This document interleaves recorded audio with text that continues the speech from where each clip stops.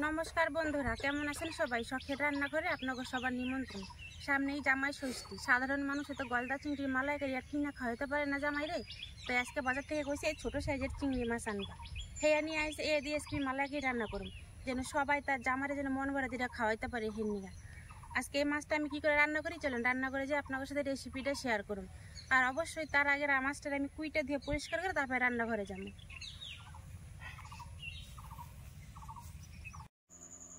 দেখেন বন্ধুরা আমি মাছটিরে কাইটা দিয়ে পরিষ্কার করে আর দুই ফালি করে দিয়ে দুই ভাগ করে নিছি আর কি। আর নিছি সরষের তেল আর নুন হলুদ আর লঙ্কার গুঁড়ি আর নিছি আমি আদা বাটা জিরা বাটা আর সরিষা বাটা। সরিষাটার মধ্যে অবশ্যই আমি লঙ্কা নুন আর হলদি দিয়ে বাটছি। আর লাগবে আমার নিপাস করে বাটারা এই যে নারকেল আর সবকিছু মশলাপাতি মাছের মধ্যে দিয়ে দেবো। যেমন দিলাম ধরেন স্বাদ মতো নুন, তারপরে দেবো পরিমাণ মতো হলদির গুঁড়া, তারপরে দেবো বাটা মশলা যেমন জিরা ধনিয়া আমার থুকু জিরা আদা আর সরিষা বাটা। বাটা মশলাটা আমার দেওয়া হয়ে গেছে। আর আমি দিয়ে দেবো নারকেল বাটা।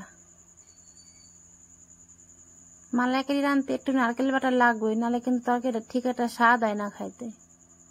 কেউ যদি নারকেল বাটা দিতে না চান সেই ক্ষেত্রে আপনার নারকেলটা চিপড়ে নারকেলের দুধটাও দিতে পারেন। আর উপর থেকে আমি দিয়ে দিছি ওই সরষের তেল আর দেবো শুকনো লঙ্কা, মানে শুকনো লঙ্কার গুঁড়ি আর কি। এবার সবকিছু মশলাপাতি দিয়ে মাছটিরে ভালো করে নাইরা চাইরা মিশাই নেবো। এই মিশানোর হচ্ছে গিয়ে মেন কাম। আমি কিন্তু এই রান্নাটা এক ফোঁটাও জল দেবো না আর কড়াইতে দিয়েও কষাবো না। মালাইকারি রান্না করবো আমি বাপা স্টাইলে, যেমন আমরা চিংড়ি মাছের বাপা রান্ধি হেমন করে কিন্তু আজকে মালাইকারি আমি রান্না করুম। দেন আমার ওই মশলাটা দিয়ে মাছটি সব মাখানো হয়ে গেছে। আর উপর থেকে 3টা কাঁচা লঙ্কা ফাইরা দিয়েছি। আর এখন দিয়ে দেবো অল্প একটু 2-1 ফোঁটা সরষের তেল, 2-3 ফোঁটা সরষের তেল দিয়ে এখন আমি কড়াইটা উনানে চাপাই দিই। উনানে চাপাই দিয়ে দেন আমি এনে অল্প একটু ধরেন 1 গ্লাস পরিমাণে জল দিছি। 1 গ্লাস জল দিয়ে এখন আমি মাছের বাটিটা বসাই দেবো। দেন আমি কিন্তু মাছের বাটিতে কোনো ডাকনি লাগাই নেই, ডাকনি দেবো এখন।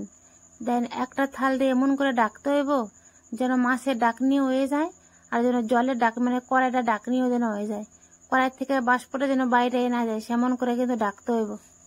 আর উপর থেকে একটা বাড়ি কিছু আমরা কিন্তু বাড়া দিয়ে দিবেন। আমার হাতের কাছে পুঁতাটা পাইছিলাম, আমি পুঁতা দিয়ে চাপা দিয়ে দিছি।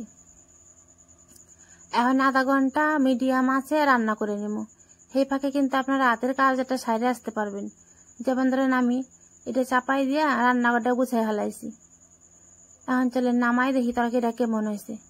অবশ্যই একটা হিসাব আপনাকে খেয়াল রাখতে হইব, যখন কড়াইতে জল দিয়ে মাছের বাটি বসাবেন তখন কিন্তু দেখবেন জলে ফট ফট ফট ফট শব্দ হইব।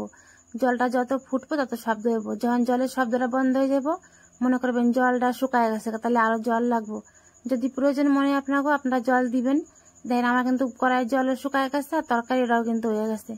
আমার কিন্তু আর জল দেওয়ার প্রয়োজন নেব না। আপনারা যদি মনে করেন তরকারিটা আপনাকে হয় নাই অবশ্যই কিন্তু একটু জল দিয়ে আর একটু জাল দিবেন। আর এখানে কিন্তু আমি একটা দেখেন গভীর পাত্র নিছি, বাটির আর কি গর্তওয়ালা, যেন তরকারির জলটা কড়াইয়ের জলটা যেন উতরাই আর তরকারির মধ্যে না মিশা যায়। এখানে আমি একটু পাত্রটা উঁচু দিয়ে দিছি। যদি আপনারা টিফিন বাটি নিতে চান অবশ্যই কিন্তু তখন টিফিন বাটির ডাকনিটা লাগাই দিবেন। আর তরকারিটা এখন দেখেন আমি নামাইছি, তরকারিটা আমার এত সুন্দর হয়েছে। উপর থেকে মনে হচ্ছে শুকনা, কিন্তু আসলে শুকনো না, ভিতরে আছে নারকেল আর মাছের রসে মাখা মাখা হয়ে রয়েছে। অঞ্চলেন তরকারি আমি বাদ দিয়ে আন খাই দেখুন কেমন স্বাদ হয়েছে। তরকারি যখন আমি উঠলাইছি ডাকনিটা এত সুন্দর একটা সেন্ট বেড়েছে মালাইকারির, হেয়ার কোয়ার মতো না। আমাকে মতো সাধারণ গরিব ঘরে যদি জামাই আসে আর যদি শাশুড়িরা যদি এমন একটা মালাইকারি রাইন্দা জামার পাতে দেয়, জামাইও খুশি হয়ে যাবো গা, শাশুড়িও খুশি হয়ে যাবো গা। তাহলে জামাই আর শাশুড়ি যদি খুশি হয়ে যায় তাহলে তো সেই খুশির আর ভাগিদারি কেউ হইতে চায় না, মানে হইতে পারে না সেই খুশির আর কি ভাগ। এখন খাই দেখি কেমন স্বাদ হয়েছে। অনেক কথাই তো কয়ে হারাইলাম, মুখে দিয়ে আমি তো অবাক হয়ে গেছি, এত সুন্দর স্বাদ হয়েছে। ওই যে সরষা বাটা দিচ্ছে না একটু দানা, সরষার জাজটাও লাগা ধরছে, আবার নারকেলের মিষ্টি মিষ্টি একটা স্বাদ, আবার চিংড়ি মাছের একটা আলাদা সেন্ট, সবকিছু মিলাই মিশাই একাকার হয়ে গেছে গা। আজকের রেসিপিটা যদি আপনাকে ভালো লাগে অবশ্যই এটা লাইক কমেন্ট শেয়ার আর সাবস্ক্রাইব করে দিবেন। আর ফেসবুকের থেকে দেখলে ফলো করতে কিন্তু ভুলেন না, ফলো করে আমার পাশে থাকবেন। আজকের রেসিপি তাহলে এখানেই শেষ করলাম। দেখাবো অন্য একটা ভিডিওতে।